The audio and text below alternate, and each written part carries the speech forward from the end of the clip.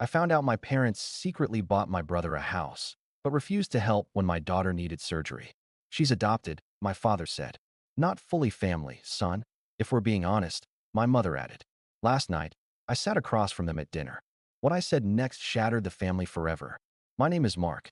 I'm 36, a taxi driver in a mid-sized city where the airport is always under construction and people still argue about which pizza place is real.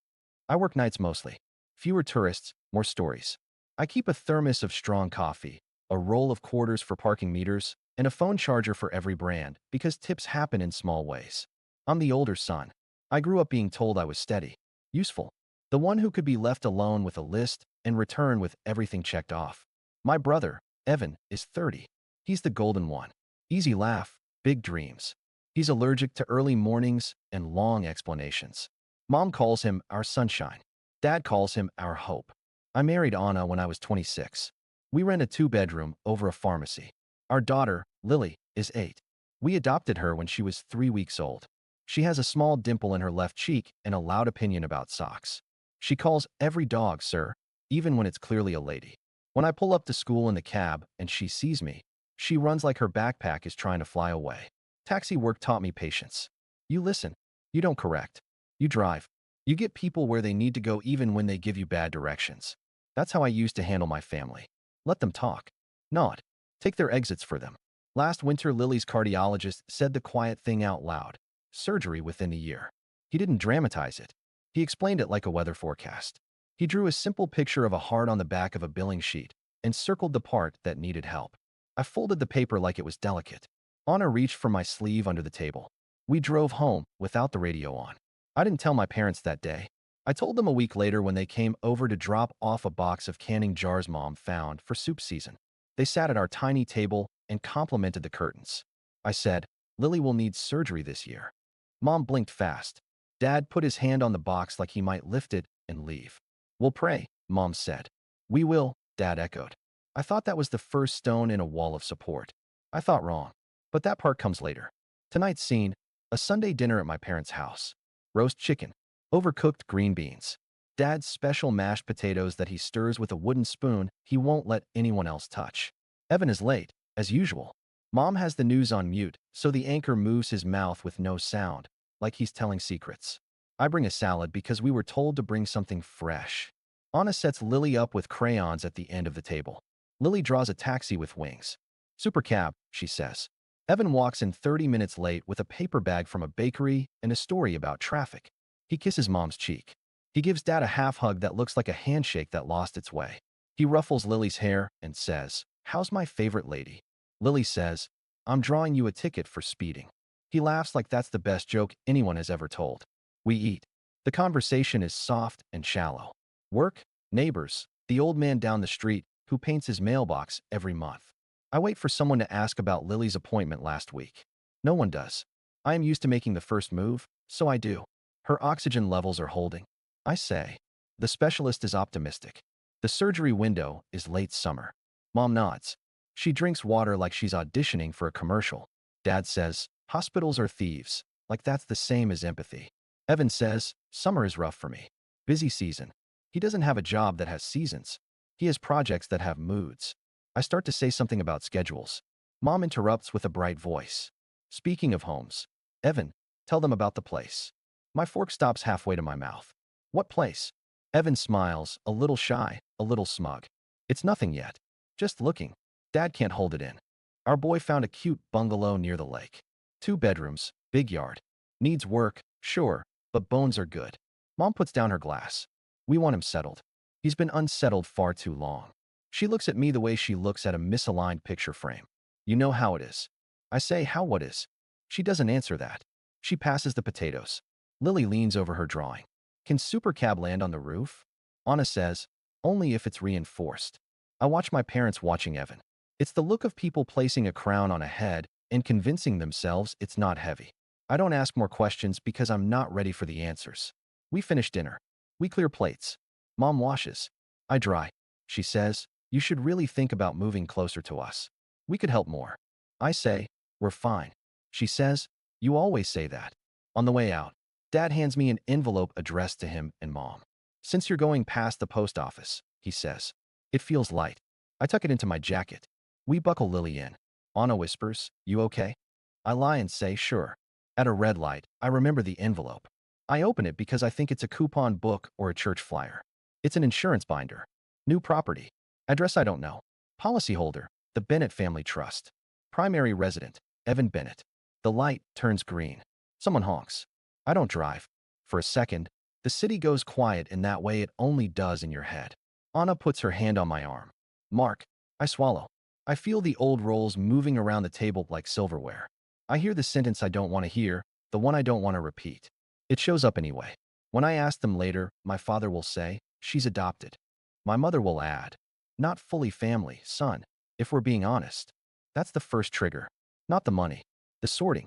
Last night, I sat across from them at dinner. I said something I'd never said in that house. The sound it made is still in my ears. I'll tell you what I said. But first, how we got here. I was 12 when I learned that being older meant being responsible for other people's mistakes. Evan broke a neighbor's window. I gave up my lawn mowing money to keep Dad from having to deal with paperwork. Mom said, "You're a good brother." Evan said, "Thanks, man," and disappeared with a friend to play video games. At 16, I got my license and became everyone's chauffeur. Not just for errands. For excuses. "Could you swing by and pick up Evan?" He got stuck. Stuck meant bored. At 19, I bought a used Corolla with a cash envelope I'd been feeding since freshman year. Evan called it our car and borrowed it so often I started hiding the keys inside socks. Mom said, "Don't be petty." I fell into taxi driving after a restless semester of community college and a stack of bills that couldn't wait for me to figure out who I was. What I liked about the job: start meter, end meter. Clear lines. People get in with a need. You meet it, you get paid. Not always fairly, but honestly. The city taught me routes the map didn't show. How lights actually cycle. Which alleys are safe. Which bars spit out the loudest liars at 2 a.m. I met Anna at 5:40 a.m. on a February sidewalk. She was late for an opening shift at the bakery. She had a box of croissants that weren't quite right and a frown that was. I got her there before the ovens beeped. She tipped me in pastries and a phone number. We built a life out of early mornings and second chances. Her parents live 3 time zones away. Mine live 15 minutes from our apartment and think that's a moral claim. We decided to adopt after 2 years of trying and 2 years of doctors saying, maybe, and we don't know. The home study felt like an audit. Every drawer, every answer, every story examined.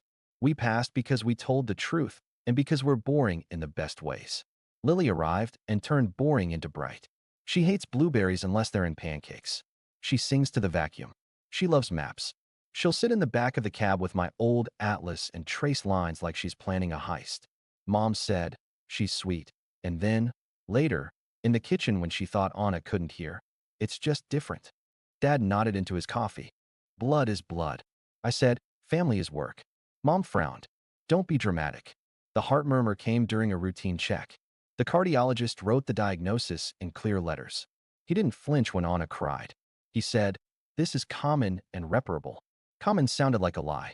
Reparable sounded like a map. We followed it. Appointments, scans, EKGs that looked like seismographs of a quiet earthquake. Money shifted from something we watched to something we chased. Insurance is a game where they change the rules mid-hand. I learned new words: deductible, pre-authorization, out-of-pocket maximum. I started using a binder with tabs like a paralegal. We cut luxuries no one would miss. I took more night shifts. Anna picked up extra bakery hours when the morning crew called out. Lily got used to falling asleep to the sound of my keys at 2 a.m. I tried to be quiet and failed. She'd sit up and whisper, "Hi, Papa," and I'd meld into a chair. I told my parents the facts, not the totals. I asked for help with logistics, not cash. "Could you do school pickup on Thursdays?" I asked. "Maybe," Mom said, like I'd offered her a Groupon. "We have choir." Dad said, "Thursdays are my poker nights." Evan said, "I'm slammed," which meant he was not. Meanwhile, Evan kept pivoting. He sold vintage shirts online. He managed a friend's band for 3 weeks. He consulted on a food truck. He moved back home because rent is a trap. He called me late at night to ask, "How do you talk to credit card companies?" I told him. He said, "You're a lifesaver," and then didn't do the thing I told him. Small humiliations piled up like dirty dishes. Mom asked if we could keep Lily's situation private because not everyone understands adoption or medical stuff. Dad rolled his eyes when I corrected him for saying real parents. about Lily's birth parents. Evan posted a photo of Lily on his Instagram without asking and captioned it Uncle Life with a heart emoji trio. When Anna asked him to take it down, he said, "Relax, it's just a pic. I let too many things pass because I picked my battles the way a poor person picks apples. Carefully, with an eye to bruises I can't afford." Then the first big bill hit. Insurance denied a test because the specialist had the wrong code next to his name. I called. I waited. I stayed polite. It got fixed. The second bill was a deductible. The third was a mystery charge that turned out to be the fee for having a cardiologist read a scan their own machine produced. I paid what I could, planned for the rest, and told myself, we are okay. We're doing it. Then, the envelope. The binder. The address I didn't know. I asked my parents the next day. Not a text. I drove over between fairs and rang the bell. Mom opened the door with the look that says, "We weren't expecting a pop-in, but we're dressed for it." I held up the binder. "What's this?" Dad came down the hall with his glasses in his hand. He saw the papers. He didn't even pretend. "We helped your brother," he said. "How much is helped?" I asked. Mom said, "That's not the point." "What is the point?" "The point," Dad said, slow, like he was explaining a drill to a rookie, "is that Evan is starting his life. He needs a foundation." I stared at him. "We asked you to be at a doctor's appointment, and you said choir." Mom's mouth pinched. "We're doing what we can." I said it then, soft because I still believed softness would help. "Lily needs surgery this year." Mom looked at the kitchen clock. Dad looked at his coffee. "We'll pray," he said again. "Prayer is good," I said. "Action is better." Mom's eyes cooled. "We've done enough for you." There it was. The invoice for being their child. Evan arrived mid-conversation with a bag of takeout and saved us from saying anything honest. He saw the binder and grinned. "You saw," he said. "It's not a mansion. Just a start." "Congrats," I said. It tasted like aluminum. Later that week we were invited to Sunday dinner again. The one with the roast chicken and the quiet TV anchor. I went because I still believed in the power of showing up. They gave me a line to hold. I took it. I'm done with that now.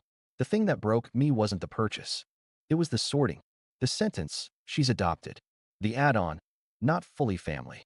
A scale in their heads where blood weighs more than time. Where a signature on a deed matters more than a signature on an adoption certificate. A family that uses the word blessing like a coupon. I left that dinner with a decision heavy and simple. The kind that clicks into place like a seat belt before the crash you no longer plan to prevent. Last night's dinner started normal. Mom asked about fares like it's still 1998 and cash is king. "Do people even take taxis anymore?" Dad asked like I might say we stopped last week. Evan scrolled and laughed at something that happened only on his phone. Anna stayed home. We agreed one of us would keep Lily's bedtime on schedule. I brought a folder because I knew I needed props. People like my parents respect paper. When plates were mostly empty and the TV anchor's silent mouth looked exhausted from all the news he wasn't allowed to tell us, I set the folder on the table. I took out 2 pages. "This," I said, tapping the first, "is the hospital's estimate for Lily's surgery. This," I tapped the second, "is a photo of her from last week, riding a carousel. She's holding cotton candy like it's a diploma." Mom flinched at the picture. Dad leaned back. "Why are you making a scene?" "I'm making a point," I said. Evan squinted. "Dude, why bring that here?" "Because here is where the math fails," I said. "Here is where you told me last week that Lily is not fully family. I want you to look at her face while you say it again." Mom shook her head. "We never said that." "You did," I said, steady. Dad said, "She's adopted." "You said, not fully family, son, if we're being honest." I kept my voice low because I wasn't there to perform. I was there to set terms. Dad huffed. "You're twisting us." "No," I said. "I'm translating you." Evan put his phone down like something serious had finally started. "We're all stressed," he said. "Money makes people weird." "This isn't about money," I said. "It's about hierarchy.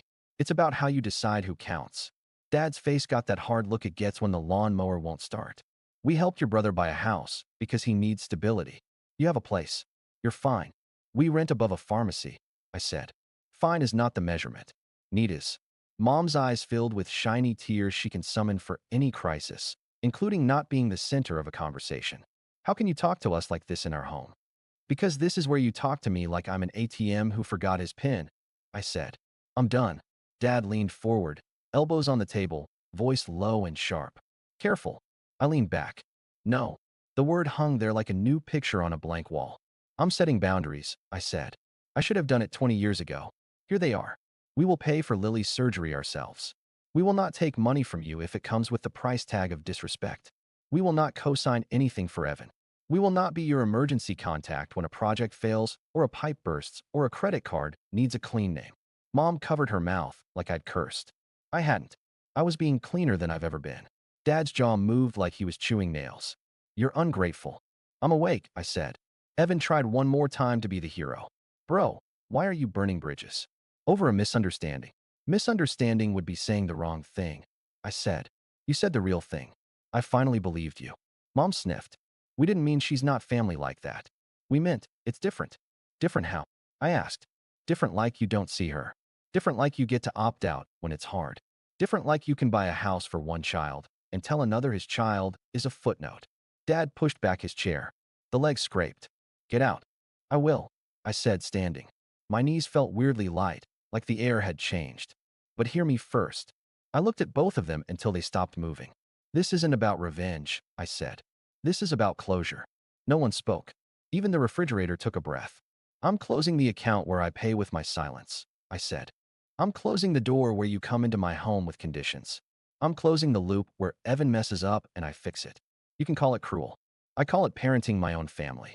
Mom whispered, if you walk out, don't come back asking for anything. I won't, I said. And I won't come back to explain adoption to people who use it as a way to grade a child. Evan reached for humor and missed. 4th of July is going to be awkward.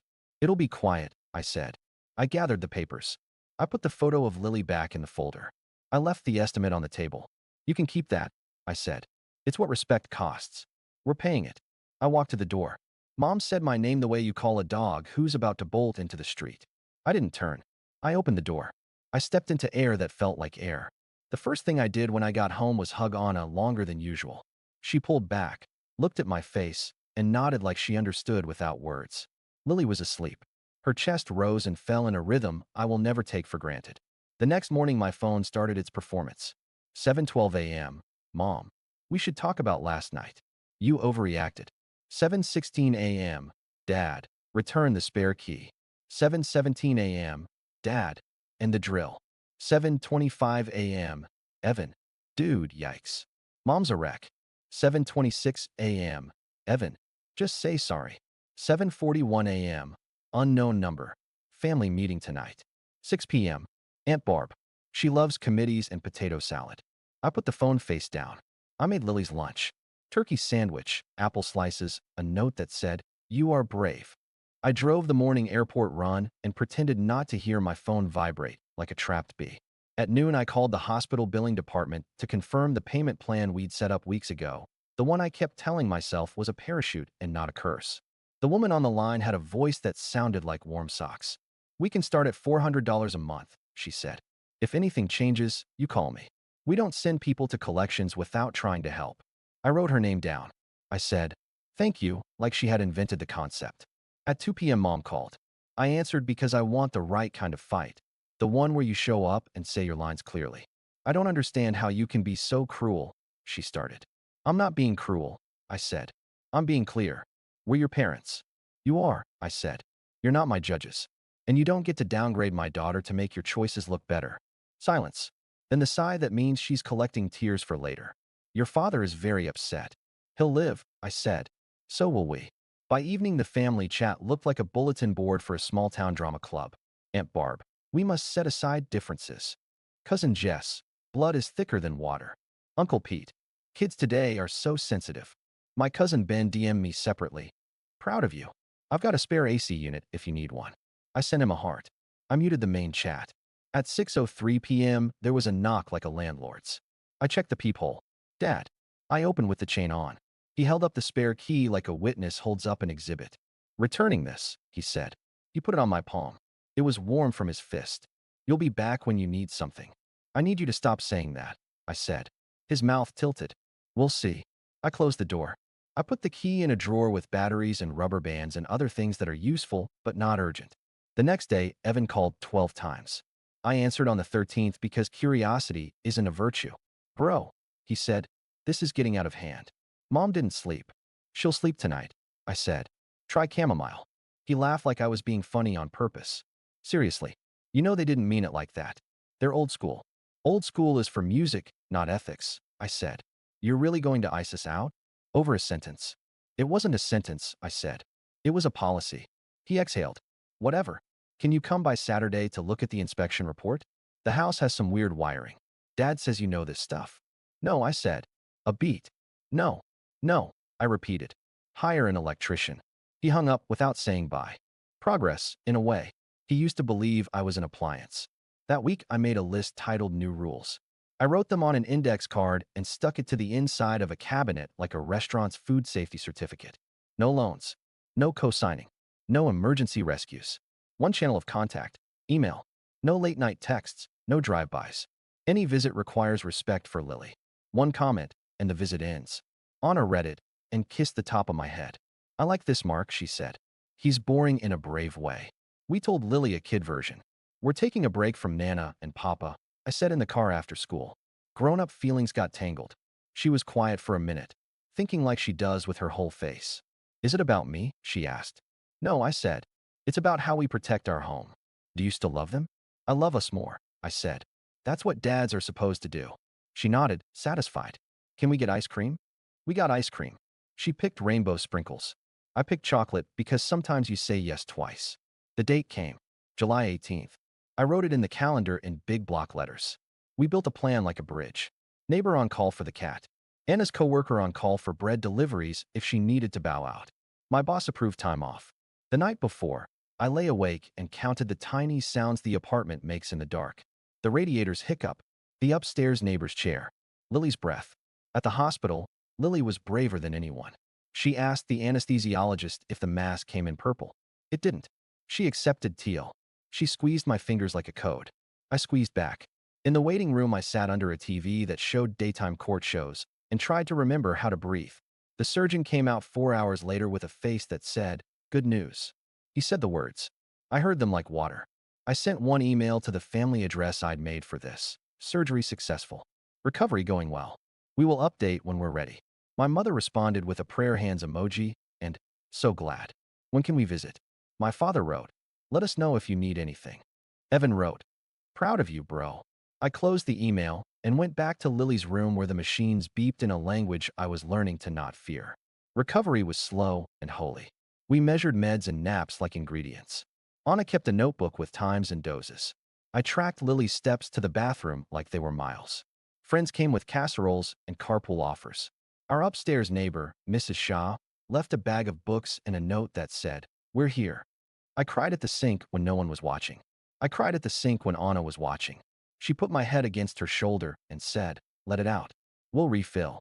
My parents texted every few days with questions that felt like inspections. Is the scar big? Will there be restrictions? When is she back to normal? I answered when I felt generous and ignored when I didn't. Generosity is a resource. I treat it like money now. 2 weeks later, Mom tried a different angle. We made extra lasagna, she wrote. Can we drop it off? I said, you can leave it with the doorman downstairs. We don't have a doorman. It was my way of saying, door stays closed unless your hands are empty of conditions. Evan posted a photo of his new backyard with a caption about hard work paying off. He tagged a grill brand. I didn't look long. I don't need to feed the part of me that counts someone else's blessings and calls it theft. I fed my daughter soup instead and watched her fall asleep with a sticker from the nurse still on her shirt. 3 weeks out, Lily wanted the park. We went. She walked slow, like the world had become a place you taste. She climbed the small slide and sat at the top, king of something gentle. Watch me, she said. I watched. She slid. She laughed like a window opening. That night, I made another list called What Changes. I stopped explaining adoption to people who use it to rank love. I stopped taking calls that start with, do you have a minute? And end an hour later with me fixing a problem I didn't create. I save money like respect, automatically, before anyone else can ask for it. I let silence be an answer. I slept. Real sleep. The kind where you wake up and the world doesn't feel like an unpaid bill.